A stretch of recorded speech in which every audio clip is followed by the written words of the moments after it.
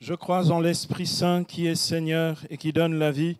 Il procède du Père et du Fils. Avec le Père et le Fils, il reçoit même adoration et même gloire. Il a parlé par les prophètes. Amen. Seigneur Saint-Esprit, merci de nous avoir convoqués. Merci de venir comme le Seigneur qui donne la vie au milieu de nous. Nous voulons te dire, tu es le bienvenu au milieu de nous, dans nos vies, dans nos paroisses, dans nos groupes de prière, dans nos cénacles, dans nos cellules de maison, dans toutes nos réunions, qu'elles soient amicales, familiales, dans toutes les expériences de notre vie, parce que tu es le Seigneur qui éclaire toutes choses et qui nous donne par ta lumière de marcher dans la lumière et d'être établis dans la vérité tout entière. Bénis notre écoute de la parole, bénis cet enseignement, édifie-nous. Viens toi-même inscrire la parole de Dieu par ton feu sur les tables de chair de nos cœurs. Et tout le peuple dit. Bien-aimés, nous allons aborder donc notre dernière leçon, ce dernier enseignement dans ce séminaire de croissance sur la prophétie. Après avoir vu toutes les réalités de la prophétie depuis le début, que je voudrais récapituler ici rapidement avec vous, nous allons donc aborder ce soir le discernement de la prophétie. Donc nous avons vu dans un premier enseignement le peuple prophétique. Ensuite, nous avons vu l'existence prophétique. Nous avons ensuite vu la prophétie dans l'Ancien Testament. Nous avons vu la prophétie dans la vie de Jésus. Nous avons vu la prophétie dans le Nouveau Testament. Puis le charisme de prophétie, le message prophétique, les gestes prophétiques. Et hier, nous avons vu les signes prophétiques qui sont l'attestation de la véracité d'une prophétie, car une prophétie qui ne s'accomplit pas n'est pas authentique. Quelqu'un me donne un amen. Et nous allons donc aborder à présent, pour continuer dans l'élan de ce que nous avons vu hier à travers les signes prophétiques, nous allons continuer avec, pour moi, un enseignement assez essentiel et important. C'est le discernement de la prophétie. Bien-aimés, nous sommes au courant. Il y a trop de faux prophètes dans nos communautés, dans l'Église, hors de l'Église. Chacun s'improvise prophète ou s'autoproclame. Nous allons voir véritablement sur la base de la parole de Dieu et de l'enseignement de l'Église catholique, nous allons voir réellement ce qu'est l'authentique prophétie. Il y a des chrétiens dans le coin. La prophétiser est une responsabilité, comme je l'ai dit depuis le début, qui engage Dieu et le prophète. Voilà pourquoi on ne peut pas prendre à la légère l'exercice charismatique de la prophétie. Prophétiser, nous l'avons vu, ne consiste pas uniquement à parler de la part du Seigneur. Il s'agit également de parler en son nom, comme nous dit l'apôtre Saint Jacques dans Jacques chapitre 5, verset 10.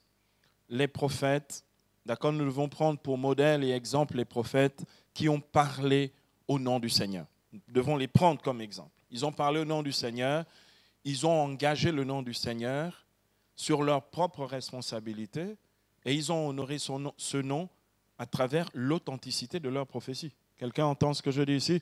Tu ne peux pas utiliser le nom de quelqu'un et tu vas faire n'importe quoi sous prétexte que tu le fais au nom de la personne. Je veux dire, excusez-moi, mais si vous dites que vous faites quelque chose en mon nom, s'il vous plaît, ne faites pas quelque chose qui soit contraire et à ma vision de la vie et à ma spiritualité et au témoignage que je veux rendre.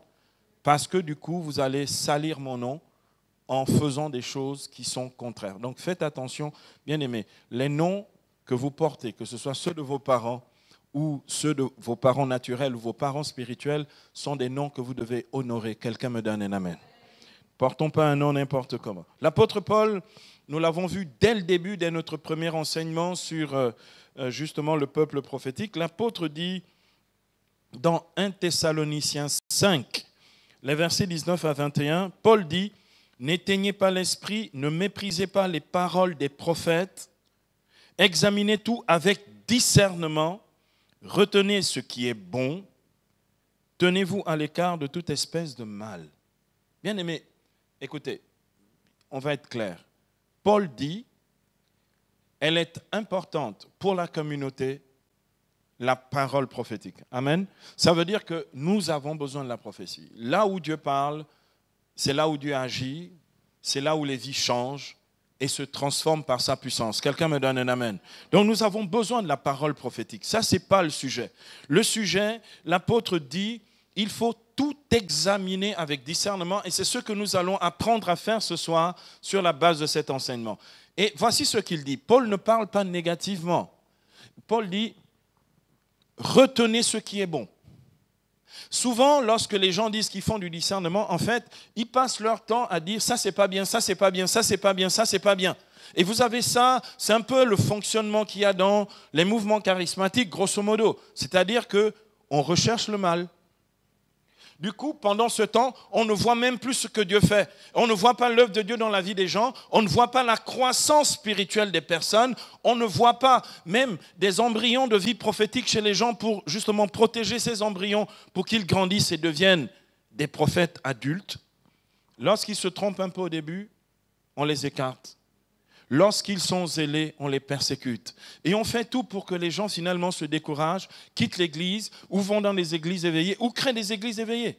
Simplement parce qu'on a manqué de cette sagesse dans l'ordre du discernement qui consiste non pas à rechercher ce qui ne va pas. Vous avez des assemblées stériles où on dit « oui, il ne faut pas faire ça, il ne faut pas faire ça, c'est pas bien de faire ça, c'est pas comme ça qu'il faut faire ». Mais personne n'enseigne jamais comment on doit faire.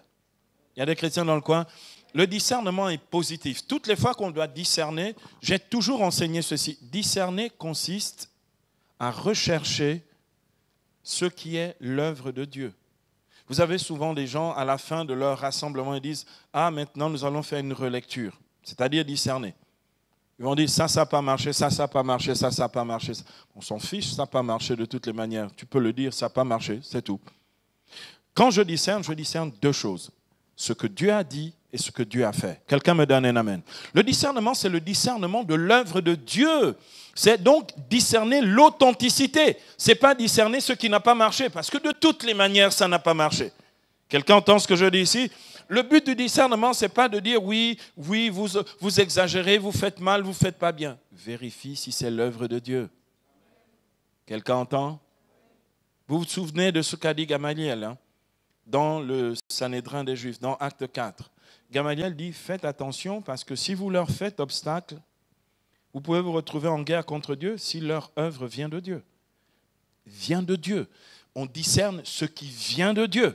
Le but du discernement, ce n'est pas de discerner les erreurs. Tout le monde fait des erreurs. Personne, même ceux qui prétendent discerner, font des erreurs. Il n'y a pas très longtemps, l'un de mes fils a parlé à des gens qui voulaient l'interroger sur son ministère. Un de mes fils prêtres, il leur a dit, faites attention parce que vous pouvez vous retrouver à faire le procès de Jésus. Vous risquez de vous retrouver en guerre contre le Seigneur parce que vous ne reconnaissez pas son œuvre. Vous allez vous croire au-dessus de l'œuvre de Dieu pour la juger. Tu juges l'œuvre de Dieu, Dieu te jugera. Quelqu'un entend ce que je dis ici? Bien aimé, c'est très important de réaliser que le discernement consiste à discerner la parole et l'action divine. Il y a des chrétiens dans le coin. Donc Paul dit, retenez ce qui est bon et gardez-vous, éloignez-vous, mettez-vous à distance de toute espèce de mal. Il y a des chrétiens dans le coin. Paul dit donc clairement, examinez tout avec discernement, retenez ce qui est bon. 1 Thessaloniciens 5, 21. C'est le verset en fait. D'accord? Discernez tout avec discernement, retenez ce qui est bon. Le but du discernement, c'est de retenir ce qui est bon. Le discernement de la prophétie est à la fois le discernement de ce que le prophète dit, mais aussi de ce qu'est la vie du prophète. C'est inséparable. Puisque nous savons que la vie prophétique s'ancre dans l'existence prophétique. Il n'y a pas, tu ne peux pas dire, non, moi, je fais le contraire de tout ce que je prophétise. Ce n'est pas possible. Il y a des chrétiens dans le coin. Donc, le but, on va voir tout de suite, on va commencer par la vie du prophète, on va se rendre compte que nous sommes entourés de faux prophètes. Parce que leur vie parle contre nous. D'accord? C'est très important de réaliser ça. Comme le dit Saint Jean, l'évangéliste, dans sa première lettre, dans 1 Jean 4, 1, l'apôtre Saint Jean dit, « Bien-aimés, ne vous fiez pas à tout esprit, mais discernez les esprits pour savoir s'ils viennent de Dieu, car beaucoup de faux prophètes sont venus dans le monde. » Donc, il ne dit pas aller discerner ce qu'ils disent, il dit discerner les esprits, c'est-à-dire discerner leur esprit, c'est-à-dire leur état d'esprit, leur mentalité, leur manière de penser, de parler, d'agir. Discerner ça. Parce que les faux prophètes sont justement ceux qui vivent contre Dieu et contre sa parole. Il y a des chrétiens dans le coin ici. Bien aimé, l'apôtre Saint Jean nous dit donc de discerner, c'est-à-dire d'éprouver les esprits de ceux qui prophétisent. Donc ce n'est pas seulement ceux qui disent, c'est aussi ceux qui le vivent. Prophétiser ne suffit pas. Les bonnes questions à se poser sur l'authenticité prophétique sont les suivantes. Qui prophétise? Je commence par ça, d'accord? Qui prophétise? Comment prophétise-t-il? Comment prophétise-t-il? D'accord? Que dit-il dans ses prophéties? Mais aussi, quelle est la vie que mène ce prophète? Quelle est sa vie?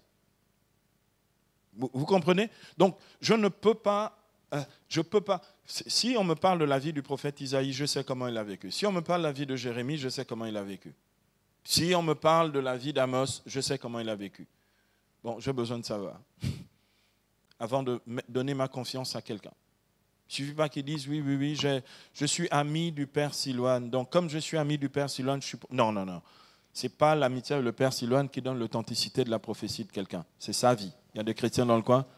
Donc, il y a plein de gens qui se disent amis de Père Silouane ou de quelques autres qui ont des ministères pour prendre ça comme paravent, pour pouvoir se cacher derrière ça, alors que leur vie n'est pas la gloire de Dieu. Quelqu'un entend? Leur vie, pas la vie des autres. D'accord. Dans la prophétie,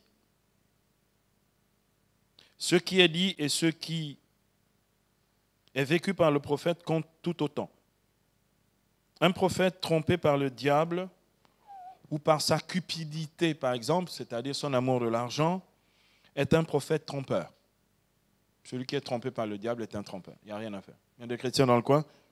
Aussi, on doit savoir qu'un prophète corrompu est un prophète corrupteur. Est-ce que quelqu'un entend ce que... Enfin, je peux vous assurer, on peut éliminer, on va dire, plus de 90% des soi-disant prophètes dans Libreville. Corrupteurs. Des gens qui n'ont ni foi, ni loi, ni moralité. Donc, mais ils se disent prophètes et ils créent des églises dans les quartiers ou dans les maisons. Et les gens les suivent parce que les gens sont en quête de prophétie. Le but, ce n'est pas ce que disent les gens. C'est la vérité de ce qui est dit. Et cette vérité se vérifie dans la vérité de la vie des gens. Il y a des chrétiens dans le coin ici. C'est très important. Dans la pratique traditionnelle du discernement, l'Église applique 3 niveaux de discernement. Je vais vous les donner tout de suite. Le premier niveau de discernement, ce que l'on appelle le discernement naturel. Le discernement naturel. Et bien aimé, souvent, même dans les milieux charismatiques et tout, on zappe le discernement naturel. On perd du temps dans des disputes, alors que quand on regarde le discernement naturel, on peut déjà savoir qu'on est dans le faux. Le discernement naturel, c'est quoi? C'est la cohérence de ce qui est dit et de ce qui est vécu par le prophète, la logique des choses, la logique.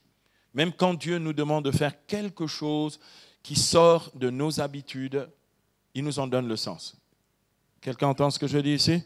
La logique des choses, la véracité des paroles, c'est le bon sens. Hein? Je vais vous prendre un exemple simple. Quelqu'un qui dit une chose et son contraire, ce n'est pas vrai. Vous me suivez? Donc, mais là, on n'est que dans le discernement naturel. Je n'ai pas encore invoqué le Saint-Esprit et commencé à prier.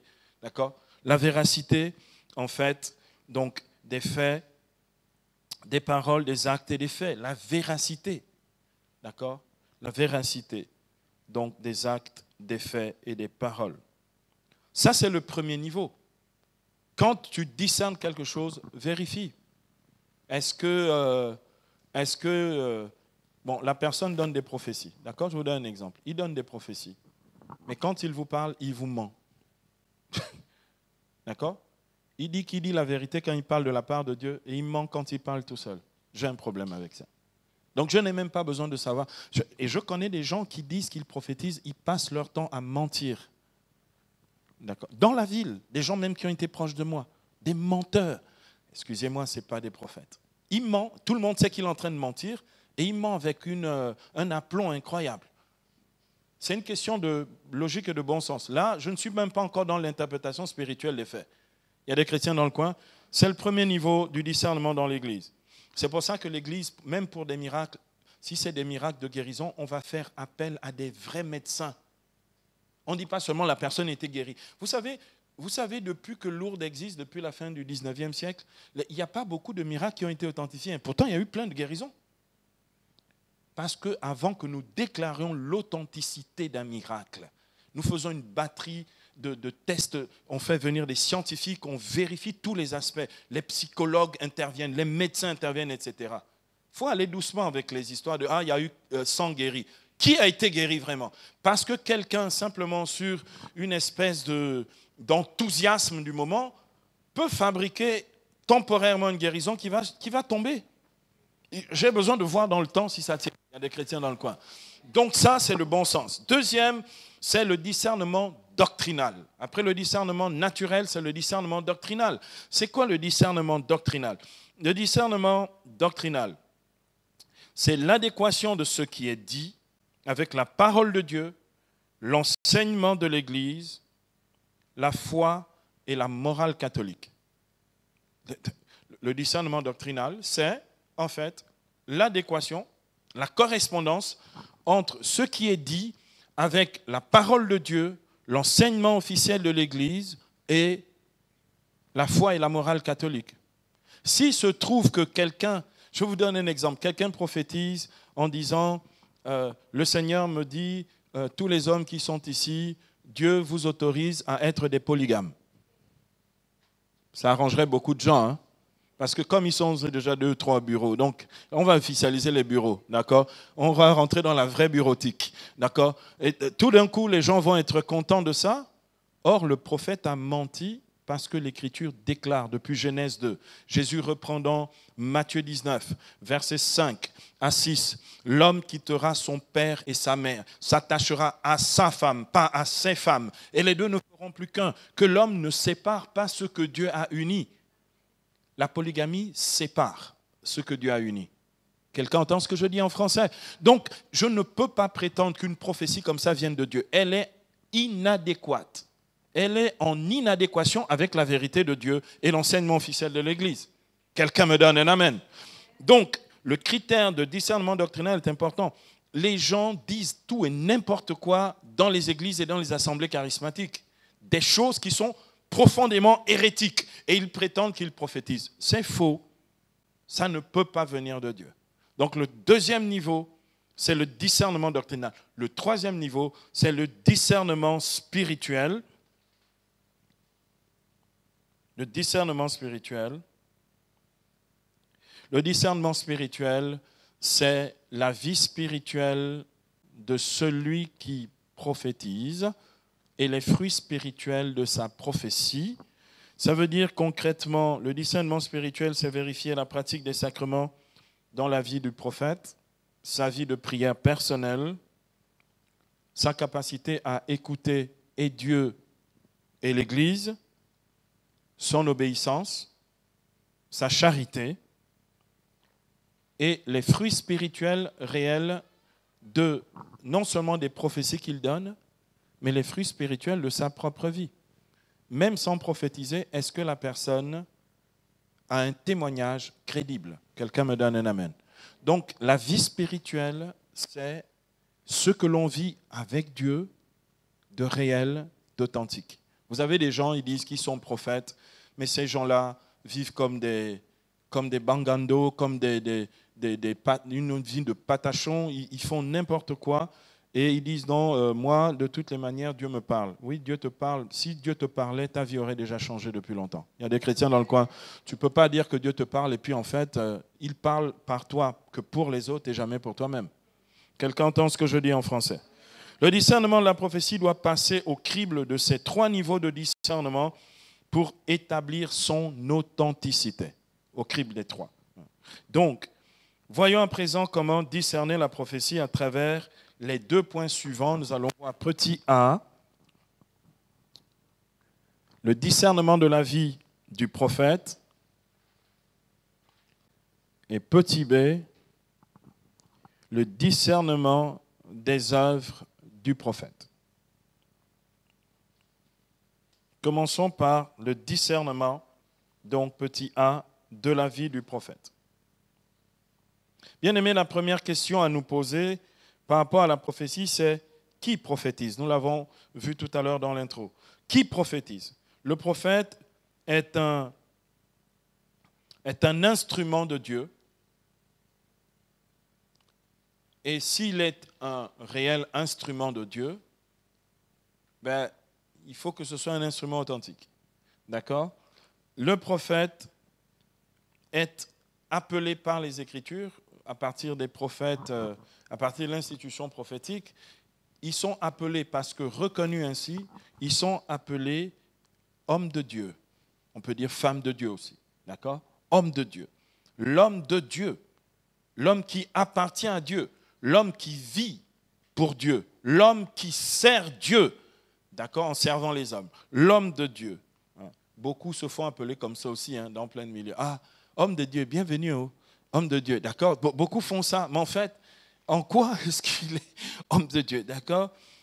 Comme on le voit dans la vie du prophète Élie, par exemple, la veuve de Sarepta, dans 1 Roi 17, verset 24. 1 Roi 17, 24, la veuve de Sarepta avait dit au prophète Élie, « Je reconnais maintenant que tu es un homme de Dieu et que la parole de l'Éternel dans ta bouche est vérité. » En fait, le lien entre le fait d'être homme de Dieu et l'authenticité de ce que tu enseignes ou de ce que tu dis. Vous comprenez? La veuve de Sarepta reconnaît donc ici dans 1 Roi, chapitre 17, verset 24, elle reconnaît, « Je reconnais maintenant que tu es un homme de Dieu. » Élie avait non seulement déjà multiplié le pain et l'huile, enfin la farine et l'huile dans sa maison, mais là, Élie venait de ressusciter son enfant par la parole de Dieu. Quelqu'un entend? Bon, quand quelqu'un ressuscite, c'est indéniable quand même, hein, tu ne peux pas contester ça. Il y a des chrétiens dans le coin ici. Donc, je reconnais, dit la femme, maintenant que tu es un homme de Dieu et que la parole de l'Éternel dans ta bouche est vérité. Est-ce qu'on peut dire ça de tout le monde? La parole de Dieu dans ta bouche est vérité. Il y a plein de gens, on dirait, gars, tu nous pomples, tu embobines le monde, c'est quoi ton truc? Tais-toi, va te promener. Ou bien, gars, si tu cherches un boulot, je vais t'en donner un, parce que là, ce que tu fais là, c'est vraiment pas l'œuvre de Dieu. Il faut avant tout savoir qu'être prophète n'est pas un titre. Ils sont nombreux. Oui, dans mon église, on m'a donné le titre de prophète. Non, gars, être prophète n'est pas un titre ou une nomination par décret, je ne sais pas moi, présidentiel. D'accord? Être prophète, ce n'est pas un titre, ce n'est pas une nomination comme on le voit dans les églises dites du réveil. Ce n'est pas non plus une autoproclamation. Bien aimé, notez ça. On ne peut pas s'autoproclamer prophète. On est reconnu prophète. Et ça, ce sont les œuvres l'authenticité des œuvres qui fait reconnaître que l'on est prophète. Ce n'est pas non plus donc une autoproclamation, car on est reconnu prophète. Et je connais plein de gens, des anciens catholiques qui ont été dans le renouveau charismatique et tout ça, qui n'ont pas trop supporté épreuves, persécutions, et même le discernement de l'Église, qui sont allés s'autoproclamer prophètes à droite et à gauche, et qui prophétisent rien du tout, qui font du bruit. D'accord? Bien aimé, la prophétie est un charisme. D'accord? Ce n'est pas un titre ou une autoproclamation. La prophétie est d'abord un charisme. Sans exercice charismatique de la prophétie, il n'y a pas de prophète. Donc, la prophétie est un charisme qui devient par la suite une fonction ou une diaconie dans l'Église. Diaconie, c'est-à-dire un service dans l'Église. D'accord? C'est d'abord un charisme. C'est le charisme qui ensuite est reconnu authentique, qui permet à un groupe de prière, une assemblée, une communauté, de te donner la fonction ou la diaconie de la prophétie. Il y a des chrétiens dans le coin ici. Mais pour ça, tu ne peux pas seulement être dans ton coin tout seul. De temps en temps, tu passes d'une personne à l'autre en disant, frère, est-ce que je peux te dire ce que Dieu m'a dit pour toi? Ah, tu n'as pas 500 là pour le taxi. Donc, les deux vont toujours ensemble, d'accord? Je vais te dire, mais il y a aussi le 500 du taxi, d'accord? En plus, bon, là, c'est pour le clando, d'accord? C'est pour le clando. Okay? Bien aimé, dans l'Église catholique, c'est la communauté, par l'entremise de ses pasteurs et de ses responsables, et non le prophète lui-même qui authentifie sa prophétie. C'est pour ça que je mourrai catholique. Quelqu'un me donne... En dehors de la catholicité, c'est le désordre. Il n'y a rien à faire. Vous pouvez me raconter n'importe quoi. En dehors de la catholicité, il y a le désordre. Dites-moi où il y a un tel ordre, où on respecte véritablement ce que Dieu a dit. Nulle part. Ils peuvent parler, dire tout ce qu'ils veulent. En fait, dans les faits parlent contre leur division, leur désordre dans leur communauté. D'accord ? Ce n'est pas possible que des gens, dès qu'ils sont un tout petit peu éprouvés, on verra ça à la fin de cet enseignement, ils partent. C'est parce qu'ils sont remplis d'orgueil, c'est tout. Si on t'éprouve, on te suspend, on t'interdit, et que tu restes catholique, tu es un vrai. Si tu pars, tu es un faux. Est-ce que quelqu'un entend ce que je dis en français ? Voilà, on reconnaît l'arbre à ses fruits. Et donc là, quand ce n'est pas ça, ce n'est pas de Dieu. Dieu ne divise pas. Le diabolos, le diviseur, c'est Satan. Une fois que tu divises le corps du Christ, tu fais l'œuvre du diable. Quelles que soient tes bonnes raisons, tu fais l'œuvre du diable. Il est diviseur, diabolos. D'accord ? Le Concile Vatican II dit à cet effet, dans Lumen Gentium numéro 12, que nous avons déjà vu, la constitution dogmatique sur l'Église, le Concile Vatican II dit ceci, c'est à ceux qui ont la charge de l'Église de porter un jugement ou un discernement sur l'authenticité de ces dons charismatiques et sur leur usage, bien entendu. C'est à eux qu'il convient spécialement, dit le Concile, non pas d'éteindre l'esprit, nous l'avons déjà entendu dans 1 Thessaloniciens 5, 19, non pas d'éteindre l'esprit, mais de tout éprouver pour retenir ce qui est bon. Quelqu'un entend ce que je dis ? Le but de l'Église, ce n'est pas d'éteindre les charismes, ni la prophétie, mais c'est d'éprouver, de discerner. C'est le même mot en grec. Éprouver, discerner, vérifier ce qui est bon et garder justement, retenir ce qui est bon. Alléluia. La première chose qu'il faut toujours vérifier, c'est l'authenticité de la vie spirituelle du prophète, comme je l'ai dit. Il ne suffit pas que celui-ci vienne à l'église ou qu'il fréquente une assemblée de prière charismatique ou qu'il ait créé un groupe de prière charismatique ou une cellule. Ça ne suffit pas. Ça ne suffit pas. Créer un groupe de prière, une cellule, etc., il faut avoir un mandat pour ça. Il faut que l'Église te donne le mandat de faire ces choses-là.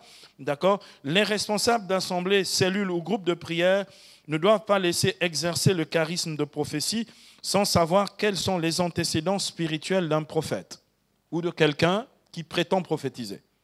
D'accord ? J'espère que beaucoup de responsables de cellules entendront ce que j'enseigne ici cet après-midi. Beaucoup de nos milieux viennent, beaucoup de nos personnes, tous nos milieux viennent donc du paganisme. Tout le monde est au courant, nous sommes en territoire païen ici. D'accord ? Ayant été quelquefois initiés au culte traditionnel, même à leur insu, quand ils étaient bébés. D'accord ? Qu'est-ce qu'on vous a transmis à ce moment-là ? Vous n'êtes pas au courant.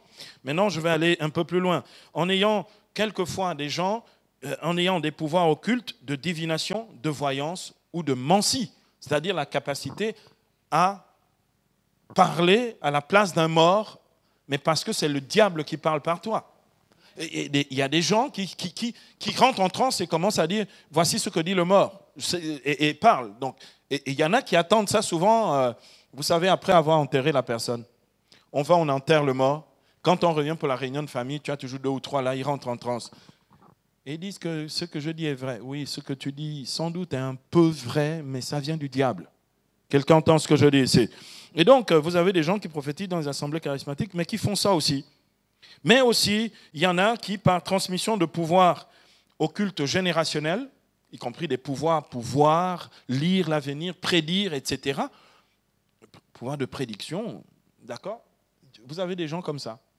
Et avec ces mêmes pouvoirs, ils font ces choses dans les assemblées, on pense qu'ils prophétisent. Quelqu'un entend ce que je suis en train de dire. Donc, c'est bien de connaître les antécédents spirituels de ceux qui prophétisent. Ces personnes ont peut-être simplement une médiumnité active, cette capacité naturelle à percevoir les réalités spirituelles. Et ils peuvent dire, ce qu'ils peuvent dire très souvent correspond à la réalité. Mais ce n'est pas de la prophétie, c'est de la médiumnité active. D'accord ? Ou bien des personnes qui, dans ces cas-là, n'ont jamais reçu une prière de délivrance personnelle par rapport à ça. En général, quand on dit « frère, là c'est de la médiumnité, on va faire pour toi une prière de délivrance », il dit « non, de toutes les manières, c'est des dons que Dieu m'a donnés, je fais le bien avec ça. Tu es sous l'influence du diable, gars. On veut t'aider à t'en sortir. Quelqu'un entend ce que je dis ici? C'est donc les personnes qui prétendent exercer la prophétie, qui ont ces antécédents-là, ont besoin de prières de délivrance, et il faut, et une fermeture des portes de la médiumnité, qui souvent d'ailleurs se manifeste à travers les rêves divinatoires et prémonitoires. Rêves prémonitoires, vous avez des gens qui disent « Ah, moi quand je rêve, les choses arrivent. » Très bien, tu as besoin d'une prière de délivrance et d'une fermeture des portes. Il y a des chrétiens dans le coin ici. Mais on ne dit pas ça dans les assemblées parce qu'on aime bien que les gens rêvent pour nous. Donc on pense que c'est aussi prophétique. Non, c'est diabolique. Quelqu'un entend ce que je dis en français? Bien-aimés, donc, nous avons besoin que toutes ces choses qui sont dans le domaine des prédictions, qui ressemblent à la prophétie, etc., toutes ces choses-là soient mises en lumière et soient écartées de la vie de ceux qui prétendent prophétiser, parce que même s'ils avaient un début de charisme authentique, il est mélangé et il est embrouillé par des pouvoirs occultes. Quelqu'un entend ce que je dis en français? C'est le cas de beaucoup de faux prophètes dans nos assemblées et tout le monde doit le savoir. C'est-à-dire, bon, écoutez, je suis gentil, hein, on est à peu près dans 80% de ceux qui prophétisent dans les assemblées. On est en plein dans l'occultisme, je vous le dis, parce que je connais le milieu. Écoutez, je suis né charismatiquement dans ces milieux. Je n'ai connu que la vie charismatique. À moi, on ne peut pas venir raconter n'importe quoi. En fait, j'ai grandi que là-dedans. Donc, moi-même, j'ai été délivré des forces démoniaques. Donc, on ne peut pas venir m'embrouiller sur ces trucs-là en me disant « mais peut-être que c'est bon ». Non, c'est bon ou c'est pas bon. Il n'y a pas de peut-être. Il y a des chrétiens dans le coin. Donc, quand je dis que ça, là, c'est occulte ou ça, c'est de la divination, c'est la divination. C'est tout. Il y a des chrétiens dans le coin ici. Donc, c'est donc le cas de 80% des personnes qui se disent prophètes dans nos assemblées. Donc, j'avertis ici les responsables des groupes de prière, d'assemblées et de cellules. On ne peut donc pas exercer un charisme de prophétie sans avoir vérifié les antécédents spirituels de ceux qui prétendent prophétiser et sans avoir fait le nécessaire pour ne plus être sous l'influence de Satan ou des pouvoirs occultes. Bien aimé, le plus important, ce n'est pas de dénoncer ou d'humilier les gens. Ce n'est pas ça. Ce n'est pas ça le discernement. C'est une fois qu'on a vu ça, il faut apporter aide, assistance, soutien spirituel et accompagnement à ses frères et sœurs. Il y a des chrétiens dans le coin, c'est le but. L'apôtre Paul dit dans Éphésiens 5, versets 10 à 14. Paul dit, « Discernez ce qui plaît au Seigneur. Ne vous associez pas aux œuvres stériles des ténèbres, les œuvres occultes si vous voulez, démasquez-les plutôt. Ce que ces gens-là font en secret, on a même honte d'en parler, mais tout ce qui est démasqué est manifesté par la lumière, car tout ce qui est manifesté est lumière. » Le but, bien aimé, ce n'est pas d'être complaisant, c'est de vivre et de marcher dans la lumière du Christ ressuscité. Amen. L'authenticité de la vie spirituelle du prophète repose sur une authentique vie dans l'esprit. Là maintenant, je vais vous parler de ça positivement. L'authenticité repose dans l'authenticité d'une vie dans l'esprit, ce qui signifie que le prophète en question ait été baptisé du Saint-Esprit préalablement. Ah non, moi je suis un vieux catholique, moi dans ma famille, tout le monde donnait des paroles pour dire aux gens ce que Dieu disait. Je dis, ah bon, tu es sûr, frère, que... Ah non, oui, mais moi aussi j'aime le Seigneur. Frère, oui, d'accord, mais ça ne fait pas tout. As-tu été baptisé du Saint-Esprit? Non. Tu vis, marches dans l'Esprit? Non, moi je prie seulement Saint Antoine de Padoue parce qu'avec lui j'obtiens des choses. D'accord, il n'y a pas de problème. Tu es baptisé du Saint-Esprit? Non. D'accord. Donc mets-toi à genoux, bien mettons-nous à genoux tous les deux et nous allons demander pour toi l'effusion du Saint-Esprit. Il y a des chrétiens dans le coin. Donc, ce qui signifie que les personnes qui prétendent être prophètes aient fait l'expérience d'effusion du Saint-Esprit. Et je tiens à préciser ici que l'expérience d'effusion du Saint-Esprit n'est pas un rituel. Ce n'est pas lié au fait que j'ai fait nécessairement les 7 semaines de la vie nouvelle des groupes de prière du renouveau, parce que le Saint-Esprit se donne librement à qui il veut, quand il veut et comme il le veut. Amen. Et l'effusion du Saint-Esprit est donnée même à des païens, comme on le voit dans Acte 10. Lorsque l'apôtre Pierre, il est écrit que Pierre parlait encore, dans Acte 10, lorsque l'Esprit tomba sur eux. ils se mirent à parler en langue et à prophétiser. Quelqu'un entend? L'effusion du Saint-Esprit est préalable. Je suis désolé, mais il faut, parce que prophétiser, c'est parler par l'Esprit. Si tu n'as pas reçu l'effusion du Saint-Esprit, tu parles par l'Esprit comment? Ah, sans doute tu parles par la chair, mais pas par l'Esprit. D'accord? Donc, ces personnes qui prétendent avoir une vie prophétique authentique doivent avoir été baptisées du Saint-Esprit. Ils doivent déjà avoir une vie charismatique. J'ajoute une vie sacramentelle. D'accord? Elle n'est pas obligatoire, mais il faut l'avoir parce que ça vous ancre davantage dans l'existence prophétique du Saint-Esprit. Le baptême te donne l'onction prophétique du Christ. Donc, et l'onction royale et l'onction sacerdotale. Donc, quel est le problème pour avoir le baptême? Il n'y a aucun problème. Il y a des chrétiens dans le coin. Et je suis désolé, mais les fameux prophètes qui ont une vie spirituelle non authentique, c'est des gens, ils vivent en concubinage, etc., etc., et ils disent qu'eux, ils sont des prophètes. Arrange d'abord ta vie, tu prophétiseras après. Il y a des chrétiens dans le coin. Parce que, admettons, le jour où Dieu te dit, prophétise maintenant sur les adultères qui sont dans l'assemblée, tu prophétises comment? Puisque toi-même, tu es un adultère. Est-ce que quelqu'un entend ce que je dis en français? Donc, il y a des faux prophètes dans le milieu. Ils sont adultérins et ils disent qu'ils donnent des prophéties. Vous entendez ce que je dis en français?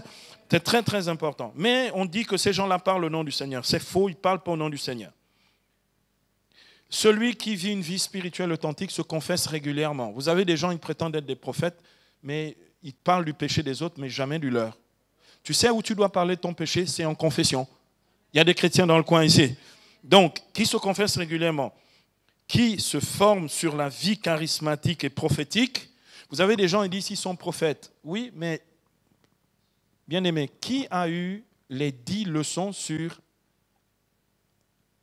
la vie prophétique? Ils sont combien qui ont eu les 10 leçons? Qui, même au moins, allez, même si ce n'est pas toutes les 10 leçons, qui est au courant de la prophétie dans l'Ancien Testament et dans le Nouveau Testament? Au moins la base. Ah oui, mais j'ai appris qu'il y avait un tel qui est prophète. Je ne sais même plus. C'était qui? Ah, le prophète là qui a pris une prostituée. Ah, ça t'intéresse à cause des prostituées ou quoi? D'accord? C'est qui? Il s'appelle comment? D'accord? Le minimum. D'accord? Bien aimé, c'est très, très, très, très important ce que nous disons ici. Il se confesse régulièrement, il se forme à la vie charismatique et prophétique. Et bien aimé, il est accompagné spirituellement pour sa vie spirituelle et pour le ministère, parce que nul n'est à l'abri de l'égarement spirituel. Nul. Personne n'est à l'abri de ça. Donc, les gens qui disent qu'ils sont prophètes de leur propre, sur leur propre grandeur ou leur propre hauteur, parce qu'eux, ils sont des prophètes, c'est des menteurs, des vrais menteurs. Beaucoup, malheureusement, continuent de vivre comme des païens et prétendent prophétiser au nom du Seigneur dans les assemblées. Celui qui n'a pas Dieu dans sa vie ne peut pas prétendre œuvrer pour Dieu. Il y a des chrétiens dans le coin? Bien aimé, écoutez, discernement naturel, c'est la logique, non? C'est le bon sens. Tu n'as pas Dieu dans ta vie. Tu t'opposes à ce qu'il enseigne. Tu désobéis au Seigneur et tu prétends que tu fais la prophétie. Mais tu as commencé la prophétie là comment? Non, tu n'es pas dedans. Tu es un imposteur. Imposteur. D'accord? Non. Celui qui n'a pas Dieu dans sa vie ne peut pas prétendre œuvrer pour Dieu.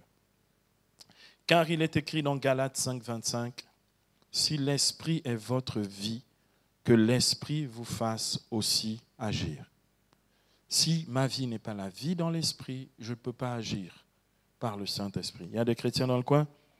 Bien aimés, de nombreux faux prophètes peuvent facilement être identifiés à cause de leur suffisance,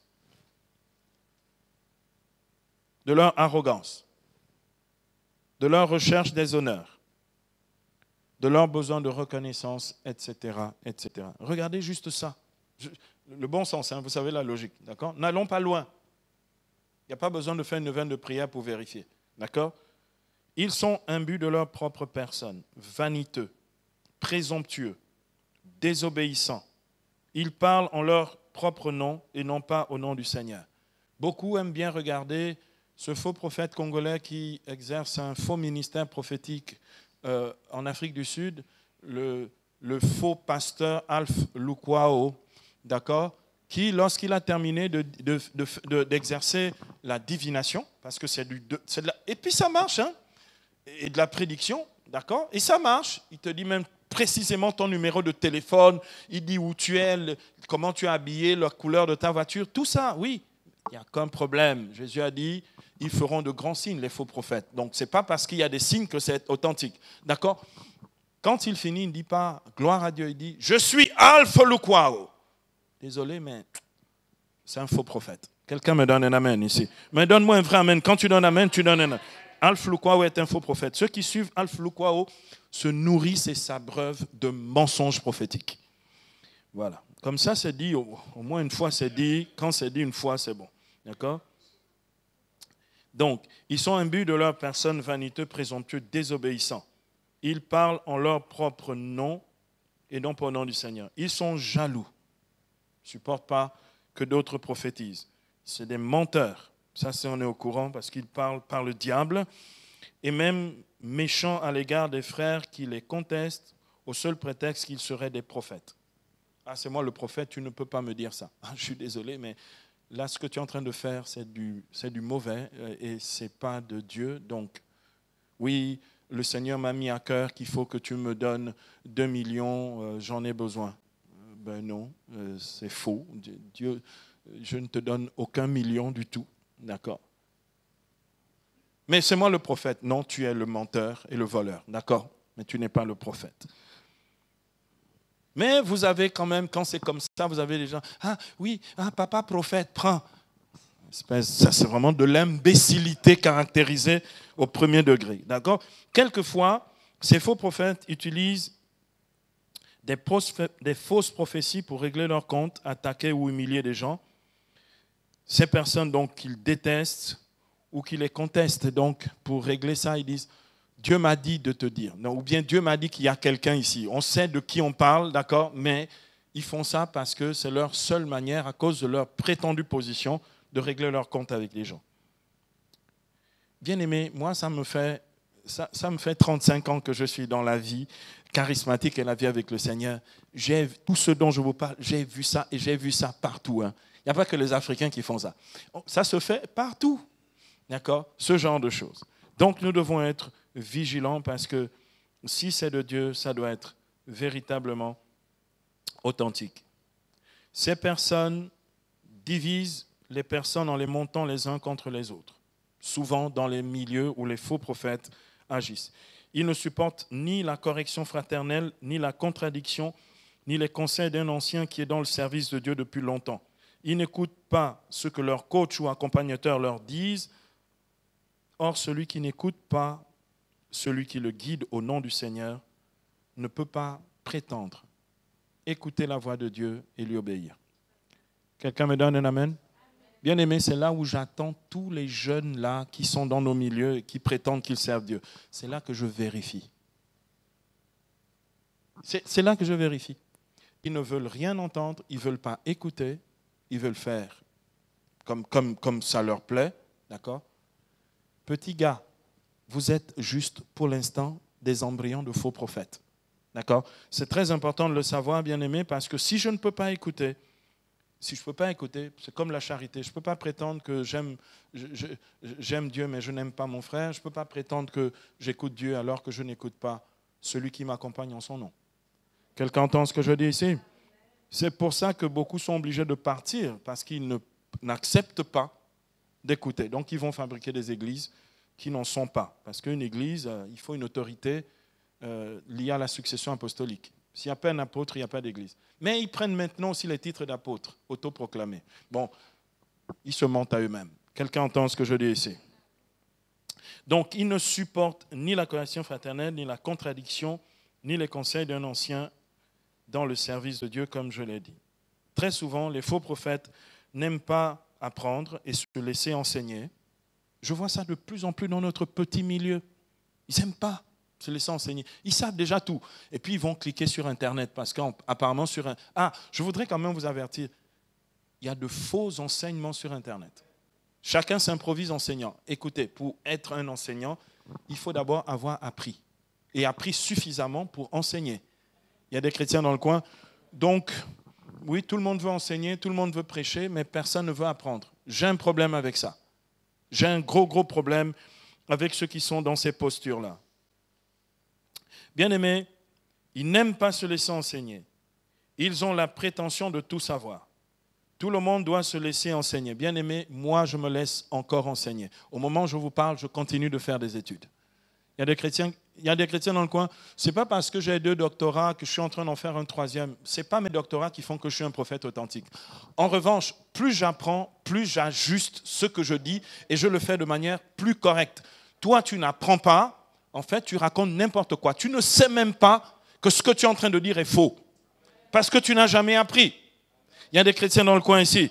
Bien aimé, c'est très important de pouvoir affirmer clairement ces choses-là parce qu'on est entouré vraiment de faux prophètes qui se croient prophètes. En revanche, ces faux prophètes aiment être adulés et flattés. Ah, ils aiment la flatterie. D'accord? Ils sont en quête de pouvoir et utilisent leur pseudo-prophétie, leur séduction et quelquefois même leur argent pour dominer et asservir les personnes. Jésus dit à ce propos dans Luc 6, verset 26. Luc 6, 26. Jésus dit ceci. Malheur à vous quand les hommes diront du bien de vous, car c'est ainsi que leur père traitait les faux prophètes. Ils sont susceptibles. Dès qu'on dit un truc, oui, pourquoi les gens me critiquent, machin, moi j'ai le pouvoir de Dieu, je vais envoyer le feu sur eux. Tu es un faux prophète. Quelqu'un entend ce que je dis ici? Parce que s'ils ont critiqué le maître, attends, je ne suis pas au-dessus de Jésus. Jésus, on l'a même traité de glouton, de soulard, de buveur, ami des publicains. On l'a même traité de fou. Ça n'a pas empêché au Seigneur de faire son œuvre parce que ça n'atteint pas celui qui n'est pas ce que l'on dit de lui. Je ne deviens pas mauvais parce que les gens disent que je suis mauvais et je ne deviens pas bon parce que les gens disent que je suis bon. Ou je suis bon, ou je ne le suis pas. Il y a des chrétiens dans le coin ici. Bien aimé, le bon sens, discernement naturel. Les faux prophètes ont souvent une vie contraire à la vie morale des chrétiens ou à la vie morale chrétienne. Jésus le dit clairement dans Matthieu 7, versets 21 à 23. Matthieu 7, 21 à 23. Jésus dit, « Il ne suffit pas de me dire « Seigneur, Seigneur » pour entrer dans le royaume des cieux. Il faut faire la volonté de mon Père qui est aux cieux. Beaucoup me diront en ces jours-là, « Seigneur, Seigneur, n'est-ce pas en ton nom que nous avons prophétisé ? En ton nom que nous avons chassé les démons ? En ton nom que nous avons fait de nombreux miracles. » Bien aimé, toutes sortes de choses dont les gens sont friands. Quand quelqu'un veut s'imposer dans le ministère, il dit « Ah, mais moi je prophétise. Moi je chasse les démons parce qu'apparemment c'est un honneur de chasser les démons. » Les gens ne se rendent pas, ils ne savent pas ce que ça veut dire chasser les démons. Ça s'appelle le combat spirituel. Le diable, tu vas le chercher, tu le trouves et il ne te laisse plus. D'accord? Si tu n'as pas mandat et mission, attends, demandez au fils de Séva. Le diable va te déshabiller, te dépouiller et te ruiner la vie. Il va continuer jusqu'à la fin. Fais-le fier en disant « Moi, je chasse les démons ». Je connais plein de gens, ils sont toujours dans ça. Moi, c'est la prophétie et moi, c'est la délivrance. Et puis, vous avez une troisième catégorie de frimeurs dans le milieu charismatique. Je fais des guérisons. Jésus cite les 3 ici. Ils aiment ça. Seigneur, n'est-ce pas en ton nom que nous avons prophétisé, en ton nom que nous avons chassé les démons, en ton nom que nous avons fait de nombreux miracles. Alors Jésus leur déclarera, je ne vous ai jamais connu, écartez-vous de moi, vous qui commettez l'iniquité. Vous qui avez une vie qui n'est pas à la gloire de Dieu. Allons-y un peu dans le détail. Les faux prophètes sont vulgaires, superficiels et mondains. J'en connais plein. Allez-y voir leur page Facebook. Ils racontent n'importe quoi. C'est des gens, tu dis, attends, ce type-là est vraiment dans le Seigneur. Je n'ai pas dit qu'il faut être guindé ou coincé. Je n'ai pas dit qu'il ne faut pas être fun ou cool, tout ce que vous voulez. Mais en fait, il y a être cool et fun, et il y a être vulgaire et faire n'importe quoi sous prétexte qu'on est prophète. Ils ne respectent pas les gens. Ils aiment se faire servir parce qu'ils pensent qu'ils ont un rang que les autres doivent honorer comme des sujets. D'accord ? Leur immoralité les emmène à mentir, en donnant de fausses prophéties pour plaire aux hommes. Les faux prophètes, vous avez des gens, c'est incroyable. Tu es un ministre qui arrive la première fois dans l'église de quelqu'un ou dans une assemblée charismatique. Le Seigneur me dit de te dire, frère, le ministre devient frère. Le Seigneur me dit de te dire, frère, Dieu te maintiendra dans le poste. Tu verras, tu feras beaucoup d'œuvres. Dieu se servira de toi. Mais attends, tous les pauvres qui sont là depuis longtemps, là, ils n'ont pas droit aussi à la prophétie. C'est de pseudo-prophéties flatteuses. Ou bien ils cherchent les grands types, etc. et disent, oh, frère, je te parle au nom du Seigneur, Dieu m'a dit tu vas prospérer. Le problème, c'est qu'à tous les coups, je vous le dis, à tous les coups, quand il dit ça, le ministre est sauté le lendemain. Le frère fameux qui va prospérer, il ne prospère plus. Parce que c'est des menteurs. Il y a des chrétiens dans le coin ici. C'est des menteurs. D'accord? Leur immoralité les emmène donc à mentir en donnant de fausses prophéties pour plaire aux personnes. Ils escroquent financièrement les gens en imposant aux gens de payer leurs prophéties ou en exigeant des dons et des dîmes à ces personnes. En somme, ils pratiquent la simonie en tarifiant les prophéties qu'ils prétendent donner aux gens. Il y en a qui font ça. Vous connaissez Simon le magicien qui voulait acheter le pouvoir des apôtres dans Acte 5, dans les Actes des apôtres. C'est de la simonie, d'accord, que de vouloir acheter ou faire ou vendre les choses spirituelles. En somme, ils pratiquent cette simonie. Avec leur position dite prophétique, ils abusent des consciences et ces imposteurs de prophètes vont jusqu'à abuser matériellement et sexuellement les personnes. Il y a des chrétiens dans le coin ici. L'apôtre Paul avait prophétisé toutes ces choses pour la fin des temps qui sont les nôtres en déclarant à son disciple, son fils spirituel Timothée, dans 2 Timothée 3, versets 1 à 14. 2 Timothée 3, notez ce passage, il est très éclairant pour les temps qui sont les nôtres et pour cette espèce comment dire, cette prolifération de faux prophètes. 2 Timothée 3, 1 à 14. Sache bien ceci, dans les derniers jours surviendront des temps difficiles. Les hommes, en effet, seront égoïstes, âpres au gain, fanfarons, orgueilleux, blasphémateurs, rebelles à leurs parents, ingrats, sacrilèges, sans cœur, implacables, médisants. Congo sœur, c'est aussi dedans. Médisants, sans discipline, cruels, ennemis du bien, traîtres, emportés, aveuglés par l'orgueil, amis des plaisirs plutôt que amis de Dieu. Ils garderont les apparences de la piété, les faux prophètes. Ils auront le look, le langage et tout ça, mais ce n'est pas ça. Ils garderont les apparences de la piété, mais en auront renié la puissance. Détourne-toi aussi de ces gens-là, car ils sont des leurs, ceux qui s'introduisent dans les maisons et prennent dans leurs filets des femmelettes chargées de péchés, entraînées par toutes sortes de désirs. Ils rentrent dans les maisons, frère, je vais prophétiser pour toi. Qui t'a envoyé? Qui t'a envoyé? Et qui t'a dit que c'est un commerce ou bien c'est devenu de la consultation? D'accord? Mais ils vont égarer tous ceux qui, justement, ce que l'apôtre Paul appelle ici des femmelettes chargées de péchés, entraînées par toutes sortes de désirs.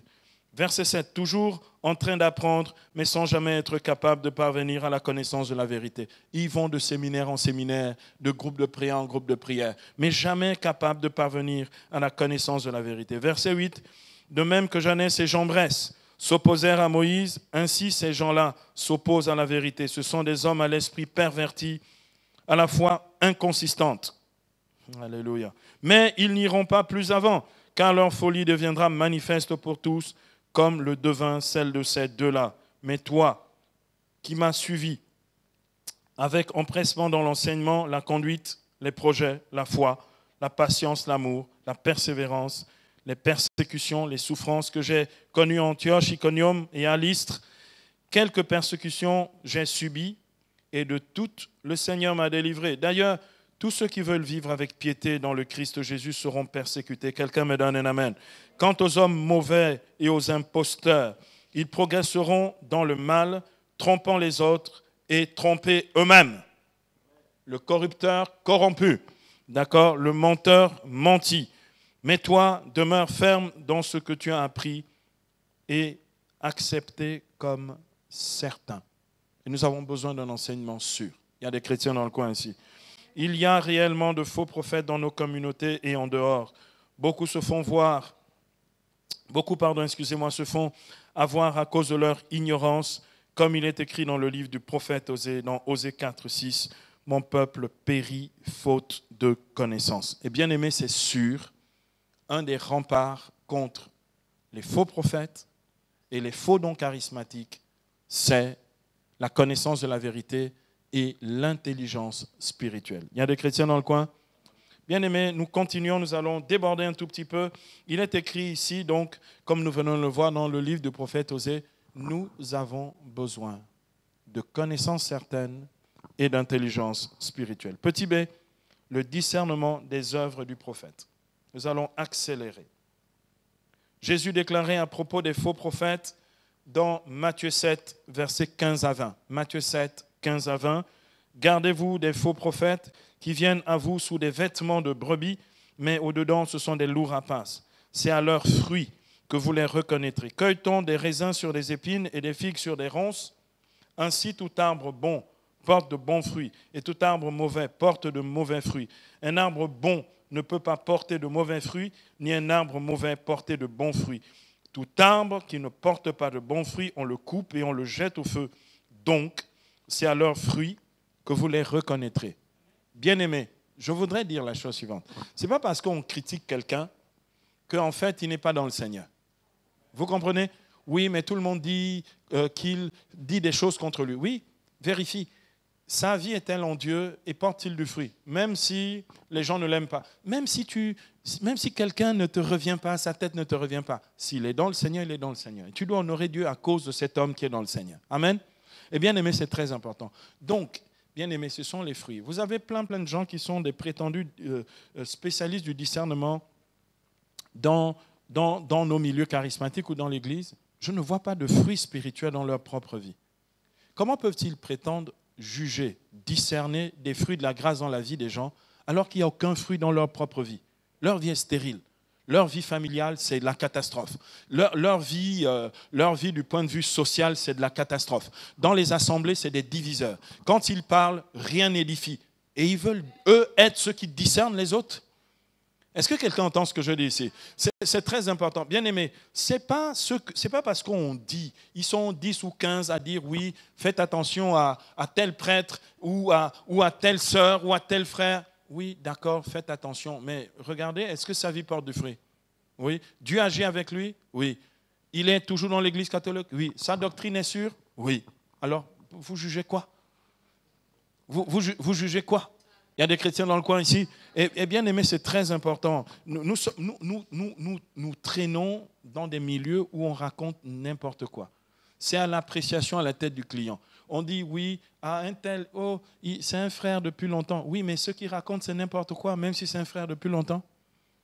Il y a des chrétiens dans le coin. Donc, ce n'est pas parce que c'est un frère depuis longtemps. Les fruits spirituels de la vie prophétique sont multiples. Et on les voit aussi bien dans la vie spirituelle du prophète, comme nous l'avons déjà vu, que dans l'exercice authentique de la prophétie. Nous allons le voir un peu dans le détail maintenant. On va voir rapidement dans le détail 4 petits points. Le premier petit point. Les paroles des faux prophètes ne s'accomplissent jamais. Ces paroles dites prophétiques ou ces soi-disant paroles prophétiques, considérées telles par les prophètes eux-mêmes, n'ont aucun retentissement dans le temps. Aucun retentissement dans le temps. Comme disait le Seigneur par la bouche de Moïse, les fausses prophéties ne sont pas accompagnées de signes prophétiques. Ce que nous avons vu hier, les signes prophétiques sont les effets de la parole prophétique.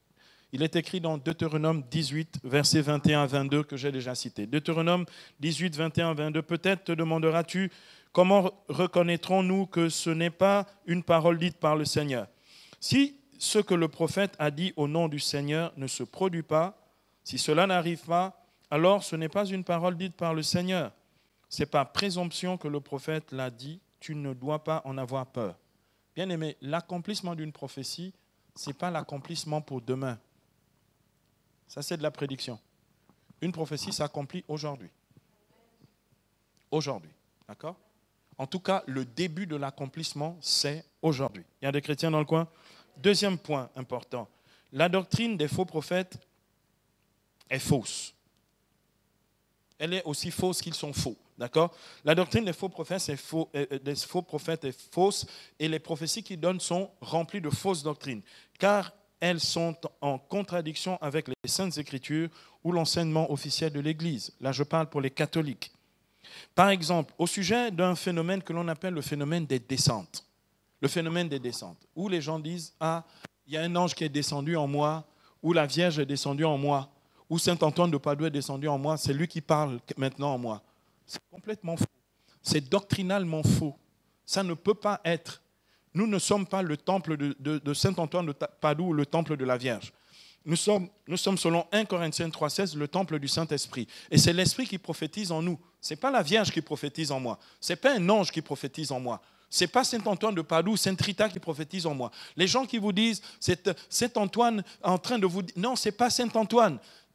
Il a parlé, l'Esprit a parlé par les prophètes. C'est l'Esprit qui parle. Donc, ils sont en contradiction avec l'Écriture qui dit que nous avons les prophètes, selon 2 Pierre 1, 21, c'est par l'Esprit du Seigneur que des hommes ont parlé de la part de Dieu. Donc là, c'est plus par l'Esprit du Seigneur. Et ils sont en contradiction avec la foi catholique qui dit, dans le credo de Nicée et Constantinople, que l'Esprit a parlé par les prophètes. Donc, si c'est une autre entité, bien aimé, ça veut dire on est vraiment dans autre chose. Mais dans quoi est-on exactement? Il s'agit d'un phénomène où est à l'œuvre la médiumnité active. C'est de la médiumnité. C'est exactement ce que vous retrouvez, le même type de phénomène de transe dans les temples, dans les mbanjas. D'accord? Où en fait les gens en transe vont dire l'oncle a dit, la grand-mère a parlé, ou bien l'ancêtre est en train de vous dire. C'est exactement, c'est du pareil au même. D'accord? Mais en fait, c'est ni la tante, ni l'oncle, ni l'ancêtre. Ils sont sous l'influence démoniaque. D'accord? Ils sont influencés par le diable et c'est le diable qui leur fait parler. Donc les descentes, les soi-disant descentes sont une forme de transe démoniaque et ce n'est pas l'Esprit de Dieu qui parle dans ces phénomènes-là. Et pourtant, beaucoup de chrétiens accueillent ça dans leur groupe de prière où beaucoup de chrétiens vont chercher ça parce qu'ils ont besoin d'entendre quelque chose sur leur vie. Jésus a clairement annoncé dans Matthieu 24, verset 11, « Il s'élèvera plusieurs faux prophètes qui induiront un grand nombre de personnes dans l'erreur. » L'erreur ici, c'est l'erreur de la vérité, de la parole de Dieu et de l'enseignement de l'Église. D'accord? Matthieu 24, 11. Il s'élèvera plusieurs faux prophètes qui introduiront un grand nombre de personnes dans l'erreur. Petit 3. De nombreux faux prophètes font des œuvres thaumaturgiques. De nombreux faux prophètes font des miracles, des choses qui ressemblent aux miracles. Ils font des œuvres thaumaturgiques et spectaculaires qui impressionnent les personnes qui viennent les écouter et voir ce qu'ils font. Mais il faut préciser qu'ils sont mus par des forces occultes et par le diable. Le diable fait aussi des miracles. Le diable fait aussi des guérisons. Le diable fait aussi des choses qui ressemblent à l'exercice charismatique. Le diable peut faire parler quelqu'un dans une langue qui ressemble au parler en langue, à la glossolalie. Le diable fait faire le guérisseur qui soigne en invoquant, en faisant des incantations, et les guérisons se font, il invoque des pouvoirs occultes et démoniaques. Donc, ce n'est pas parce qu'il y a des signes que ça vient de Dieu. Parce que le diable peut falsifier même les signes et faire croire que Dieu est là. Et beaucoup, justement, c'est par le désespoir, parce qu'ils ont besoin de guérison, de santé ou de retrouver une place dans la vie sociale, etc.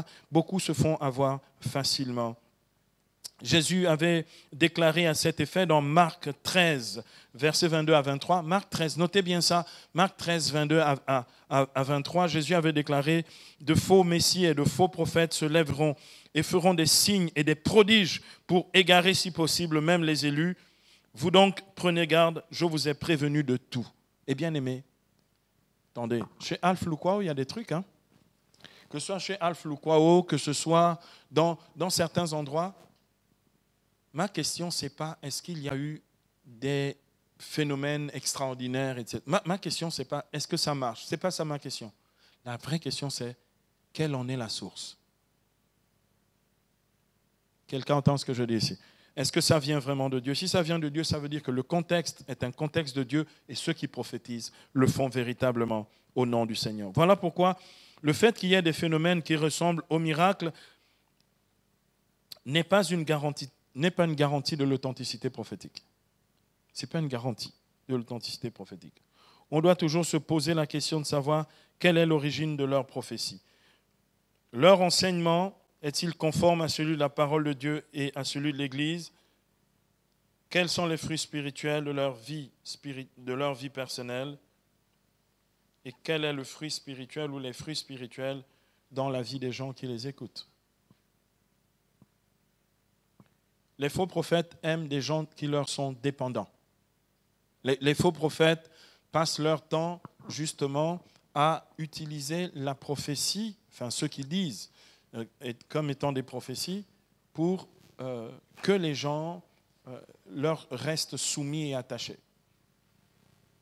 Et il y a même des gens qui menacent en disant si tu ne m'écoutes plus, si tu ne veux pas faire comme je te dis de faire, je vais te menacer prophétiquement, ou bien je vais te donner une prophétie, tu vas voir, Dieu va te frapper. Ben non. La prophétie, ce n'est pas le prophète qui décide de la prophétie. C'est Dieu quand il le veut, comme il le veut, qui fait parler le prophète. Et le prophète ne sait pas quand Dieu va parler ou va lui dire de dire quelque chose. Sinon, ce n'est plus de la prophétie, c'est de la fabrication pseudo-prophétique. Il y a des chrétiens dans le coin ici. Enfin, petit 4, les faux prophètes sont des fauteurs de troubles dans la vie des gens, en les maintenant dans la peur et dans l'oppression. Vous avez des gens vraiment, dès qu'ils doivent prendre une décision, prophète, est-ce que tu penses que je peux, prophète, je peux aller au marché aujourd'hui? Prophète, est-ce que je dois dormir sur mon lit ou je dois dormir par terre? Prophète, est-ce que je dois continuer à envoyer l'argent pour mon enfant qui est en France? Le prophète les tient asservis. Ils sont esclaves des faux prophètes. Donc, c'est des fauteurs de troubles dans la vie des gens. Ils les maintiennent dans la peur et l'oppression. Et les faux prophètes entraînent des divisions dans la communauté par leurs mensonges et leurs accusations. Les faux prophètes, c'est des gens qui accusent les gens. Ils accusent. D'accord? La prophétie n'accuse pas. La prophétie est une geste de salut, c'est un acte de salut. Même si Dieu vient te chercher au fond du trou, c'est pour te sortir de là. Il y a des chrétiens dans le coin, mais jamais pour t'enfoncer plus. Bien-aimés, dans un des derniers documents de la Congrégation pour la doctrine de la foi, parce qu'il y a un ministère dans l'Église, un dicaster, ça s'appelle comme ça, qui est la congrégation qui régule la foi dans l'Église catholique. Ça existe, nous on a ça, d'accord? Où ce qui est clair est clair, ce qui n'est pas clair n'est pas clair. La congrégation dit, si vous voulez vérifier l'authenticité de la prophétie, il faut éprouver. Comme dit 1 Jean 4,1, d'accord? Éprouver les esprits.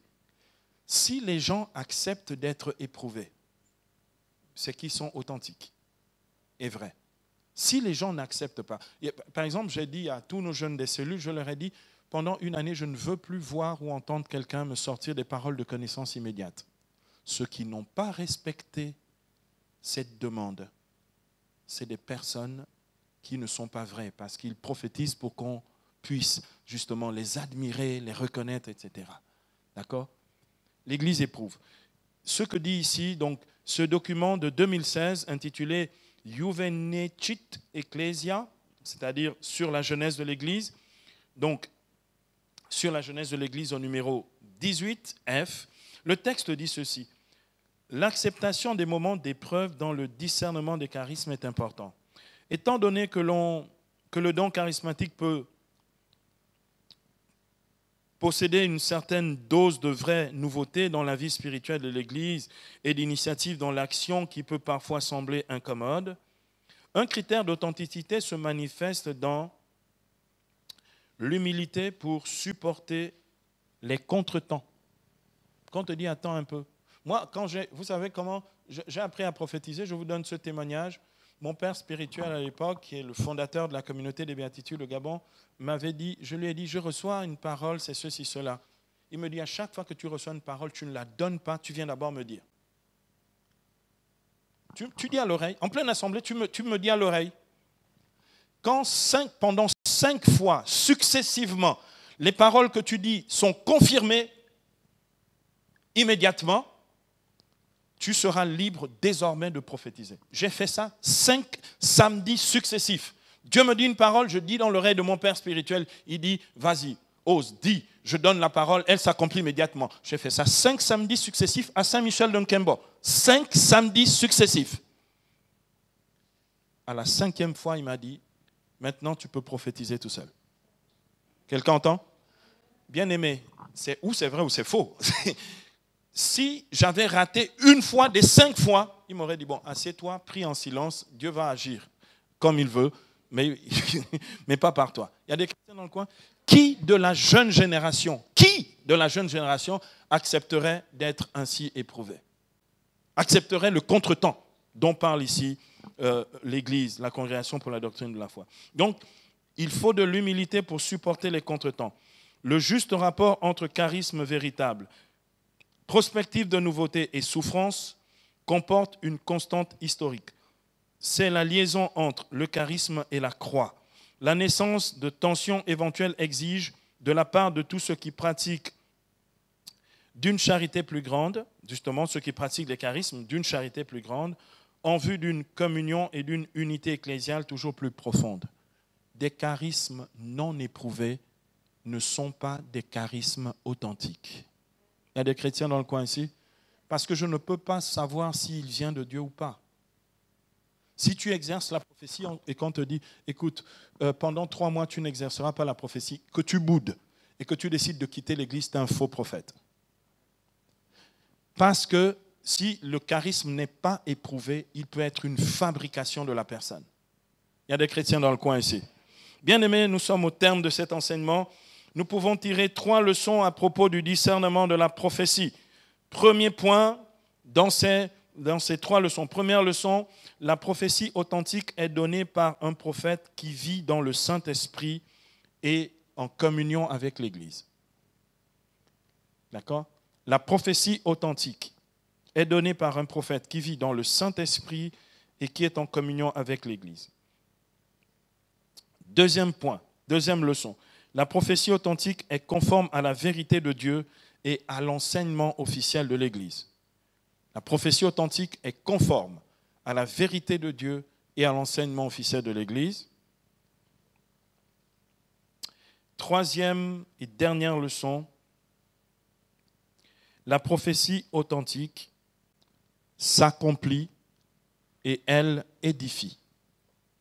La prophétie authentique s'accomplit et elle édifie. Bien-aimés, c'était une joie, un bonheur, un plaisir pour moi de pouvoir partager ces moments de séminaire de croissance avec vous. Nous allons prier maintenant pour le déploiement de la prophétie dans nos vies. Nous allons prendre 5 minutes de prière pour le déploiement de la prophétie dans nos vies. Car, bien-aimés, le Seigneur nous a fait des dons. Nous devons honorer notre Dieu en les pratiquant et en les exerçant. Il y a des chrétiens dans le coin. Vous pouvez vous lever dans sa présence et nous allons vivre ce dernier moment. Saint-Esprit de Dieu, merci pour l'onction de ta grâce. Merci pour la richesse de ta grâce. Merci pour la profusion de ta grâce. Merci pour le débordement de ta grâce. Bien-aimé, que le Saint-Esprit maintenant se saisisse de chacun pour déployer ses dons, en particulier la prophétie. Onction de Dieu. Onction de Dieu. Onction de Dieu. Onction de Dieu. Onction de Dieu. Onction de Dieu. Seigneur, tu nous as donné l'expérience. Tu nous as donné l'intelligence. Seigneur, déploie tes dons maintenant dans nos vies. Rimbamba. Rendende. Rumbababa. Seigneur, je prie pour que chacun ici puisse entendre quand tu parles. Seigneur, que nous puissions t'écouter et obéir. Seigneur, que tous ceux qui parmi nous ont du mal à entendre et surtout à obéir pour avoir une vraie existence prophétique soient maintenant totalement libérés par ta puissance. Par ta puissance.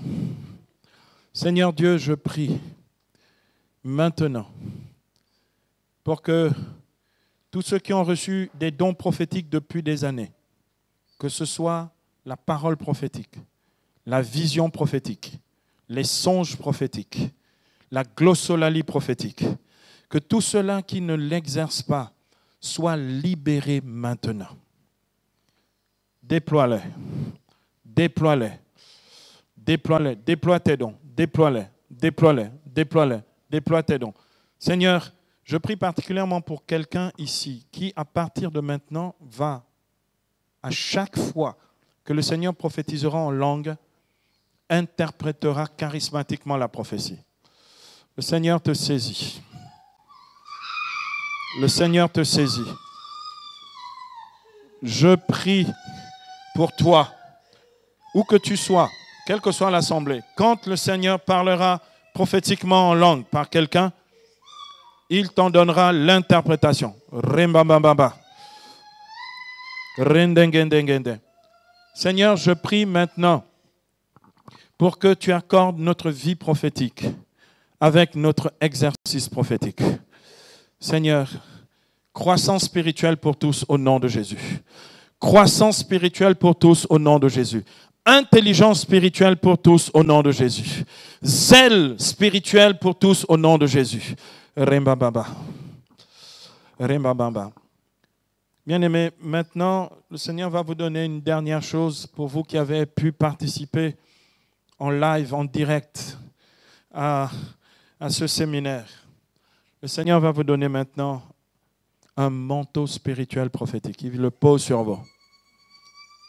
Vous allez être couverts maintenant. Vos épaules, tout votre dos va se mettre à chauffer. Il y en a même qui vont ressentir physiquement le poids.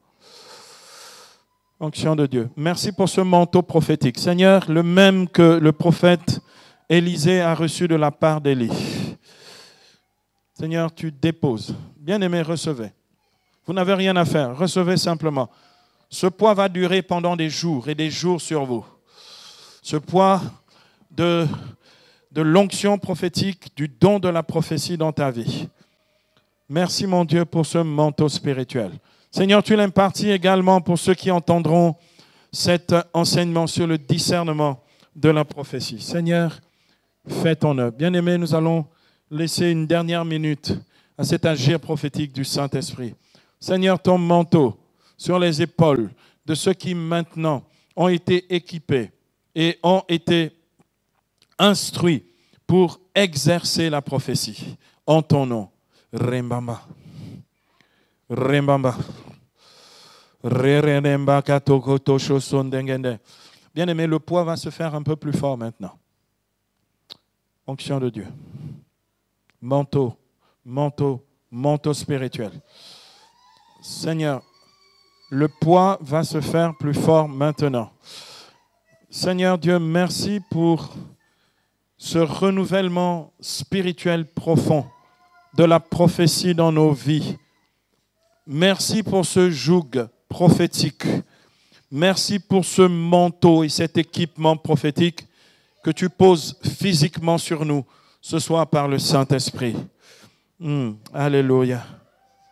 Alléluia. Alléluia. Gloire au Père, au Fils et au Saint-Esprit, comme il était au commencement, maintenant et toujours, et dans les siècles des siècles. Amen. Gloire au Père, au Fils et au Saint-Esprit, comme il était au commencement, maintenant et toujours, et dans les siècles des siècles. Amen. Gloire au Père, au Fils et au Saint-Esprit, comme il était au commencement, maintenant et toujours, et dans les siècles des siècles. Amen. On acclame le Seigneur de gloire. On l'acclame vraiment comme il se doit. Alléluia. Gloire à ton Saint-Nom.